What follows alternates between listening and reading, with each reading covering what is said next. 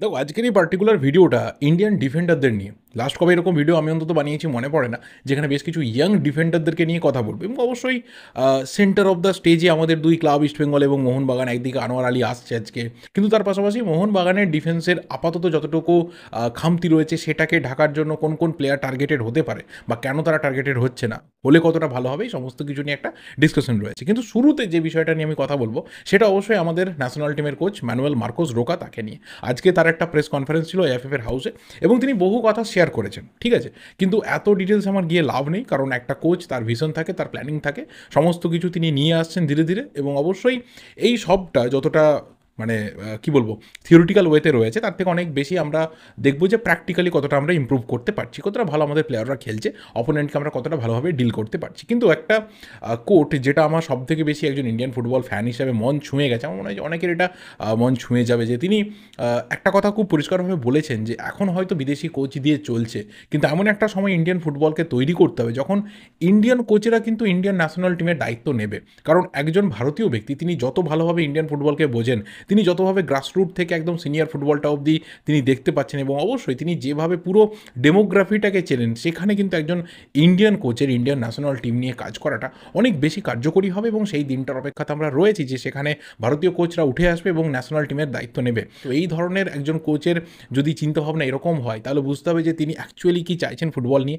এবং তাকে নিয়েও যাদের সমস্যা রয়েছে বা যাদের তার সিলেকশন নিয়ে বা তার ইন্ডিয়ান কোচ হওয়া নিয়েও কাঠি করার ইচ্ছে রয়েছে, তারা কতটা ইন্ডিয়ান ফুটবলকে আপাতত ভালোবাসে।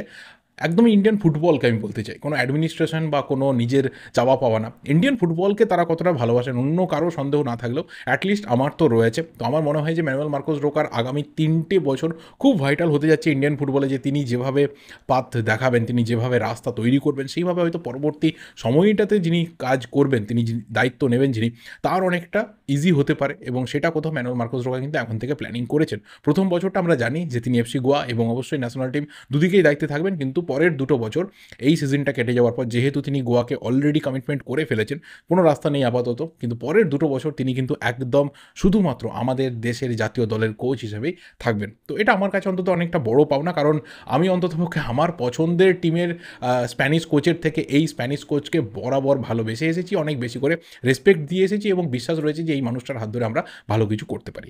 নেক্সট যে বিষয় নিয়ে কথা বলবো সেটা ডিরেক্টলি কিন্তু ঢুকে যাওয়া যাক ইস্টবেঙ্গলের বিষয়। দেখো ইস্টবেঙ্গলের প্রথম বিষয়টা হচ্ছে যে এএফসি চ্যাম্পিয়ন্স লিগ 2 এর যে কোয়ালিফিকেশন রাউন্ডের ম্যাচ রয়েছে 14 তারিখে, এই ম্যাচটার টিকিট সেলিং কিন্তু হচ্ছে, অফলাইন সেলিং হচ্ছে, অনলাইন টিকিট কাটা যাচ্ছে, রিডিম করা যাচ্ছে। তো তাড়াতাড়ি টিকিট কেটে নাও, যেটা মোটামুটি বহু ইস্টবেঙ্গল ফ্যানেদের সাথে কথা বলে বুঝতে পারছি যে এই দিনটাতেই 14 তারিখের ম্যাচটাতে কিন্তু প্রচুর সমর্থক মাঠে যেতে চলেছে। তো ন্যাচারালি অনেক দিন পর ইস্টবেঙ্গল আবারও এশিয়ান ফুটবলে ফিরছে, এশিয়ান কম্পিটিশনে ফিরছে, তো এটা ফ্যানেদের জন্য একটা বিরাট বড় পাওনা। তো যত তাড়াতাড়ি টিকিট কাটবে তত তাড়াতাড়ি তোমাদের জন্য লাভ।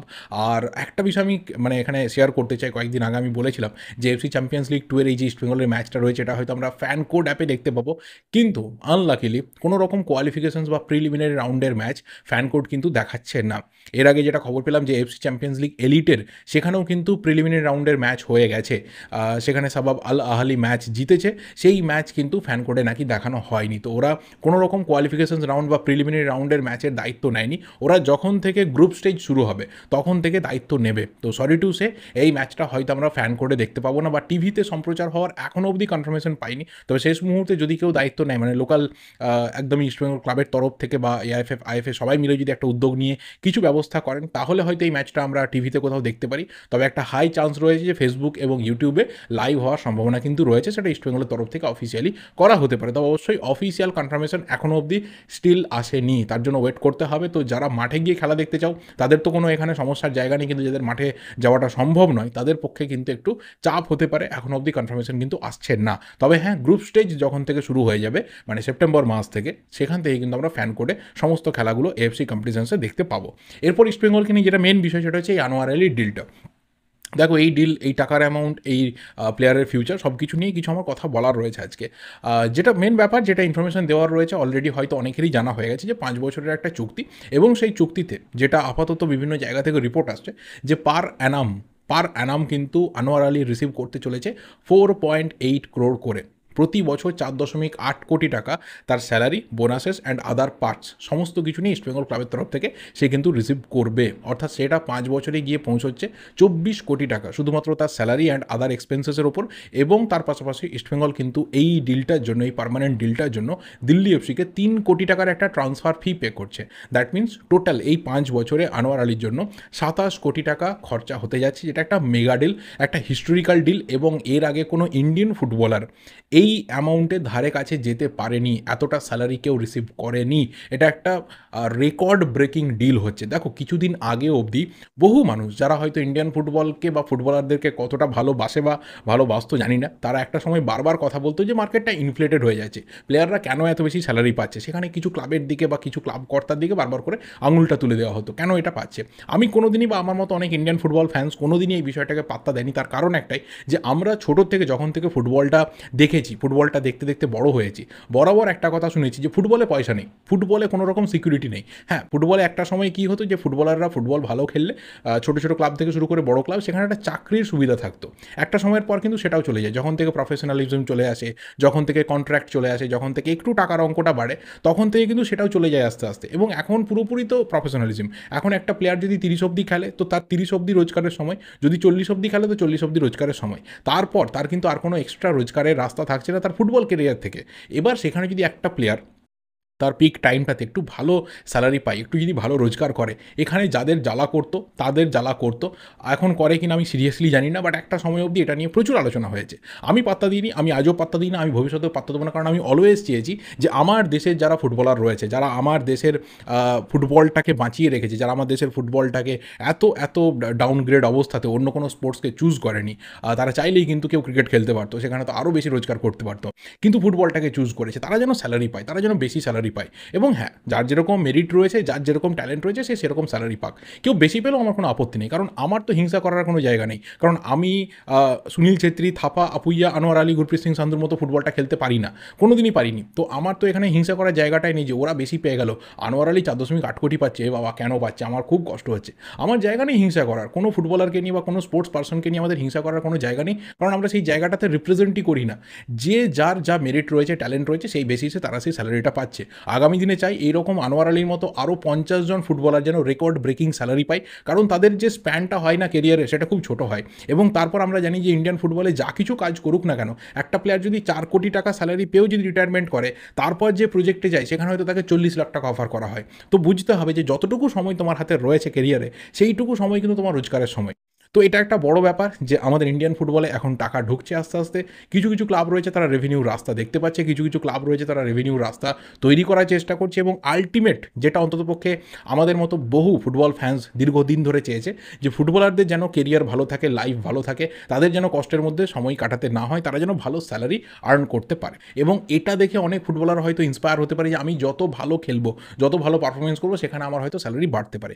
কিন্তু হ্যাঁ, এখানে হয়তো অনেকে বলবে যে একটা নেগেটিভ জায়গা রয়েছে। কী জায়গা? যে অনেকে হয়তো দেখবে যে আমার কন্ট্রিবিউশন বেশি, আমার পারফরমেন্স বেশি, বাট আমার থেকে অন্য কোনো প্লেয়ার বেশি স্যালারি পেয়ে যাচ্ছে, তখন হয়তো সে তার নেগোসিয়েশন বাড়াতে পারে। যদি সে নেগোসিয়েশন তার ক্লাব না মেনে নেয়, সে হয়তো অন্য রাস্তা খুঁজতে পারে। অন্য ক্লাব যদি তাকে 50 লাখ 70 লাখ বেশি স্যালারি দিয়ে দেয়, সেই প্লেয়ার চলে যাওয়ার রাস্তা তৈরি করতে পারে। তো এখানে একটা স্টেবিলিটির প্রবলেম আসতে পারে। আমরা অলওয়েজ একটা জিনিস দেখি বিদেশি ফুটবলে, যে প্রত্যেকটা ক্লাব কিন্তু একটা স্টেবল রাস্তা খোঁজে, যে একটা স্কোয়াড যদি বানানো হয় সেটা যেন 6-7টা সিজন অবধি আমাকে সার্ভিস দিতে পারে। আমাদের ইন্ডিয়ান ফুটবলে এই জিনিসটা দেখা যেত না। আমাদের ইন্ডিয়ান ফুটবলের লাস্ট সময়টুকুও অন্ততপক্ষে দেখো যে কোনো ক্লাবই কিন্তু একটা স্কোয়াডকে, একটা কোর টিমকে খুব বেশি দিন ধরে রাখতে পারতো না। এর সবথেকে বড় রিজন এটাই যে খুব বেশি দিন কিন্তু সেই প্লেয়ারের যে স্যালারি ডিমান্ড রয়েছে, সেটা কোনো ক্লাবই খুব বেশি মেটাতে পারতো না। অন্য একটা ক্লাব মিটিয়ে দিত, সেই প্লেয়ার কিন্তু সুইচ করে যেত। সো সেই জিনিসটা আবারও হতে পারে, যেটা আমরা হয়তো লাস্ট কয়েক সিজনে একটা দেখার অভ্যেস তৈরি করছিলাম, যে একটা করে টিম, তারা একটা কোর টিম তৈরি করার চেষ্টা করছে, যে আমার অন্ততপক্ষে 7-8টা 10টা প্লেয়ার রয়েছে, এরা হচ্ছে আমার মেন নিউক্লিয়াস, এদেরকে ঘিরে আমার টিমটা তৈরি হবে, তারপর কিছু প্লেয়ার আসবে যাবে, এই জিনিসটা চলতে থাকবে। তো সেখানে একটা বিঘ্ন ঘটতে পারে, এটা আমার কোথাও একটা আন্দাজ বলতে পারো। এটা যে কোনো টিমের ক্ষেত্রে হতে পারে। যখনই এই একটা প্লেয়ার হাই স্যালারি পেয়ে যায়, তখন কিন্তু অন্যদেরও এক্সপেকটেশন বেড়ে যায়, অন্য যে কোনো টিমের প্লেয়ারের এক্সপেকটেশন বেড়ে যাবে, যে ওই প্লেয়ারটা বেশি পেলো, আমি তো আমার টিমে এত সুন্দর খেলছি, তাহলে আমি কেন আমার ডিমান্ড এখানে বাড়াবো না? যদি অন্য ক্লাবের ডিমান্ড থাকে সেটাকে আমি শো করবো, যদি আমার ক্লাব না দেয় তাহলে আমি ক্লাব সুইচ করবো। তো এই জিনিসটা কিন্তু এবার বেড়ে যাবে, এবং সেটাতে আমার মনে হয় যে প্লেয়ারদেরই আলটিমেট লাভ হবে। ক্লাব তাদের মতো করে সাস্টেন করবে, তাদের মতো করে রিপ্লেসমেন্ট খুঁজে খুঁজে নেবে। কিন্তু আলটিমেট যে জিনিসটা আমি অন্তত পার্সোনালি চাই যে প্লেয়াররা যেন খুব ভালোভাবে লাইফে থাকতে পারে, খুব ভালোভাবে খেলতে পারে এবং তাদের যে আর্নিং রয়েছে সেই আর্নিংয়ের যেন একটা সিকিউরিটি থাকে। সো ওভারঅল আনোয়ার আলীর এই ডিলটা ইস্টবেঙ্গল ফ্যান্স তোমরা কীভাবে দেখছো অবশ্যই কমেন্ট করে জানিও। আর লাস্ট যে বিষয়টা নিয়ে কথা বলবো সেটা অবশ্যই মোহনবাগানের ম্যাটারটা, যে আপাতত আমরা জানি যে প্রীতম কোটাল আসছে। প্রীতম কোটালের আসার একটা সম্ভাবনা এই মুহূর্তে প্রায় চূড়ান্ত হয়ে গেছে, কারণ সেটা হোসে মরিনা তিনি নিজেও চেয়েছেন যে প্রীতম কোটাল আসুক। আর ন্যাচারালি যখন একজন কোচ তিনি চাইবেন যে আমার এই প্লেয়ারটাকে লাগবে, আমি এই প্লেয়ারটাকে প্রেফার করছি, আমার যে সিস্টেম রয়েছে সেখানে এই প্লেয়ারটা ফিট করতে পারে, he can play as a right back, he can play as a centre back, he is a leader material, Mohun Bagan ক্লাবটাকে চেনে জানে, সমর্থকদের প্যাশনটা বোঝে, আবেগটা বোঝে, সবটা জানে, সেই প্লেয়ারটা এলে আমার টিমে লাভ হতে পারে। But at the end of the day যদি তুমি লং টার্মে প্ল্যান করতে যাও, দেন তোমাকে কোথাও কিন্তু ইয়াং ডিফেন্ডারদেরকে অনেক বেশি করে প্রায়োরিটি দিতে হবে, তাদের জন্য অনেক বেশি করে ঝাঁপাতে হবে মার্কেটে। এবং সেখানে বহু মোহনবাগান ফ্যান্সদের আপাতত একটা বড় দাবি হচ্ছে যে এরপরে এই যে আনোয়ার আলী চলে গেল মোহনবাগান থেকে, একটা ইয়াং ডিফেন্ডার চলে গেল, তাকে রিপ্লেস করতে গেলে একটা ইয়াং প্রমিসিং যাকে নিয়ে লং টার্মে কাজ করা যাবে সেই ডিফেন্ডার দিয়ে কেন রিপ্লেস করা হচ্ছে না। Pritam Kotal no doubt he is a good defender, he is a great defender in terms of our Indian football. But হ্যাঁ, কোথাও যদি একজন ইয়াং ডিফেন্ডারের উপর ইনভেস্টমেন্ট করা যায় সেটা একটা টিমের জন্য একটা লং টার্মে ভালো হতে পারে। এবং সেখানে দুটো নাম বারবার করে সবাই আলোচনার জায়গাতে এনেছে। দেখো, যেহেতু ইস্টবেঙ্গল আনোয়ার আলীকে পেয়ে যাচ্ছে, তো সেই জায়গাতে এতদিন ধরে টার্গেটে থাকা অ্যালেক্স হাজির জন্য আর খুব একটা মুভমেন্ট ইস্টবেঙ্গলের তরফে হবে না, এটা এই মুহূর্তে পরিষ্কার হয়ে গেছে। কারণ ন্যাশনাল টিমেরই দুজন ডিফেন্ডার আপাতত রয়েছে, তো সেখানে আরও একজন ইয়াং প্রমিসিং ডিফেন্ডারকে নিয়ে আসাটা কখনো ইস্টবেঙ্গল ম্যানেজমেন্ট চাইবে না, সেই ক্ষেত্রে লোডটা অনেক বেড়ে যাবে, সেটা কোচও তিনি আর মান্যতা দেবেন না। এবং সেখানে অনেকে মোহনবাগান সমর্থকরা মনে করছে যে যদি অ্যালেক্স হাজির জন্য মোহনবাগান যায় সেটা মোহনবাগানের জন্য ভালো হবে, এবং সেটা অ্যালেক্স হাজিও কোথাও প্রেফার করতে পারে। অ্যালেক্স হাজিও তার সাথে কথা বললে টার্মস অ্যান্ড কন্ডিশনস এগ্রি হতে পারে। অবভিয়াসলি প্লেয়ারটা খুব ভালো, ইয়াং এবং প্রমিসিং, কোথাও পোটেন্সিয়ালটা ভালো রয়েছে, ইন্ডিয়ান ফুটবলকে লং টার্মে সার্ভ করতে পারে। ওর কোয়ালিটি আমরা দেখেছি হায়দ্রাবাদ যখন টালমাটাল সিচুয়েশনে ছিল, তারপরেও ওর পারফরমেন্স আমরা দেখেছি। তো কোথাও মোহনবাগানের সিস্টেমটাতে ভালো হতে পারে, হাইটটা রয়েছে, এরিয়াল বলে সিরিয়াসলি খুব ভালো, এবং ডিফেন্ডিং কোয়ালিটি বলো, ফিজিক বলো, যথেষ্ট ভালো। এজ এই মুহূর্তে কম, 2 বছরের কন্ট্রাক্ট বাকি রয়েছে হায়দ্রাবাদ এফসির সাথে। তো সেই জায়গাতে যদি মোহনবাগান হায়দ্রাবাদের সাথে কথা বলে তাহলে একটা রাস্তা তৈরি হতে পারে। বাট দ্বিতীয় যে নামটা রয়েছে এটা নিয়ে অনেকের মানে দাবি থাকলো, আমার মনে হয় না যে তার রাস্তা খুব একটা স্ট্রং রয়েছে, সেটা হচ্ছে হার্মিপাম রুইবা। দীর্ঘদিন ধরে এটা নিয়ে আলোচনা হয়েছে, এখনও অবধি মোহনবাগান ফ্যান্সদের যদি টপ লিস্ট করা হয় যে কাকে তুমি টার্গেট করতে চাও, তাহলে নাম্বার 1-এর নামটা কিন্তু হার্মিপাম রুইবা। কারণ সেই প্লেয়ারটা যা কোয়ালিটি শো করেছে কেরালা জার্সিতে, তাকে কিন্তু যে কেউ বলতে পারে যে এটা একটা লম্বা রেসের ঘোড়া, এবং ওর এজ অনেকটাই কম এই মুহূর্তে, এবং সেখানে মোহনবাগানের জন্য একটা আইডিয়াল রিপ্লেসমেন্ট হবে আনোয়ার আলীর, এটা সবাই বুঝতে পারছে। এবং লাস্ট সিজনে তার সাথে টার্মস অ্যান্ড কন্ডিশনসও এগ্রি হয়ে গেছিলো, নতুন করে সেটাকে আর মোহনবাগানকে এগ্রি করতে হবে না। লাস্ট সিজনে আনোয়ার আলী আসছে এটা জানার পরেও যে player terms and conditions agree করে, এই সিজনে আনোয়ার আলী নেই, এবং সেই কোথাও বেস্ট সেন্টার ব্যাক হতে পারে টিমের, এটা তো তার কাছে অনেক বেশি করে লোভনীয় প্রস্তাব হবে। কিন্তু এখানে যেটা মেন ব্যাপার যে কেরালা ব্লাস্টার্স তারা এমন একটা অ্যাবসার্ড অ্যামাউন্ট দাবি করেছিল, বা এখনও তাদের সেই দাবিটা দাঁড়িয়ে রয়েছে, তারা তার কমে তাকে ছাড়বে না, দ্যাটস হিউজ। বাট হ্যাঁ, এখানে যদি কেউ মনে করে যে প্রীতম কোটালের জন্য তো সে একটা ট্রান্সফার ফি দিতে হচ্ছে, তার থেকে আর একটু বাড়িয়ে যদি এটা হার্মিপামের জন্য নিয়ে আসা হয় তাহলে সেই সিগনেচারটা অনেক বেটার হতে পারে। বাট হ্যাঁ, তার রাস্তা সিরিয়াসলি কতটুকু রয়েছে বা চান্স কতটুকু রয়েছে এটা আমাদের প্রত্যেকেরই প্রায় অজানা, এবং চান্স প্রায় নেই বললেই চলে। কারণ কেরালা ব্লাস্টার্স তারা ছাড়বে না জেনেই কিন্তু একটা হিউজ ট্রান্সফার ফি আস্ক করে রেখেছে, যেটা শোনা যাচ্ছিল যে প্রায় 4 থেকে 4.5 কোটি এরকম একটা ট্যাগ দিয়ে রেখেছে যে এই প্লেয়ারকে নিয়ে যেতে গেলে তোমাকে এই ট্রান্সফার ফি দিতে হবে। অ্যান্ড দ্যাটস হিউজ, এবং সেটা একটা আনরিয়াল থিং যে কোনো টিমের কাছে। তো যদি কোথাও পসিবল টার্গেট হতে পারে যে অ্যালেক্স হাজি যদি হয়, তাহলে সেটা মোহনবাগানের জন্য ভালো। লং টার্মের কথা ভাবলে, এবং অবশ্যই যদি ব্রেক দ্য ব্যাঙ্ক সিচুয়েশনের কথা মোহনবাগান ভাবে, তাহলে অবশ্যই হার্মিপাম রুইবা could be the best choice. But হ্যাঁ, আপাতত যদি শর্ট টার্ম সিচুয়েশনের কথা মাথায় রাখা হয় যে একটা সিজনই মেন টার্গেট, পরের সিজনে আবার নতুন করে প্ল্যান করে কাউকে নিয়ে ভাবা যাবে, বা এই সিজনে কে ভালো খেলছে সেটাকে ট্র্যাক করেও পরের সিজনে ভাবা যাবে। তো সেই শর্ট টার্মটার জন্য আমার মনে হয় যে প্রীতম কোটাল ইজ দ্য বেস্ট চয়েস, সেখানে আর কোনো অপশনের দিকে আপাতত আর তাকাতে হবে না। তো দেখা যাক ফাইনালি কী হয়। প্রীতম তো আসছে এটা ঠিক কথা, কিন্তু মোহনবাগান কোনো ইয়াং ডিফেন্ডারের দিকে যায় কিনা, আগাম কোনো রকম সিচুয়েশন তৈরি হয় কিনা, সেটার দিকেও কিন্তু সবার নজর রাখতে হবে। তো কতটা চান্স রয়েছে সময় কথা বলবে, বাট হ্যাঁ, এই ধরনের প্রবাবিলিটি বা পসিবিলিটি ডিসকাশন চলতেই থাকবে। ভিডিওটা এই অবধি ভালো লাগলে লাইক করো, শেয়ার করো, যা কিছু ওপিনিয়ন্স রয়েছে অবশ্যই কমেন্ট করে জানাতে থাকো। দেখা হবে পরের ভিডিওতে। Till then subscribe the channel যদি নতুন হয়ে থাকো। Thank you, goodbye and good night.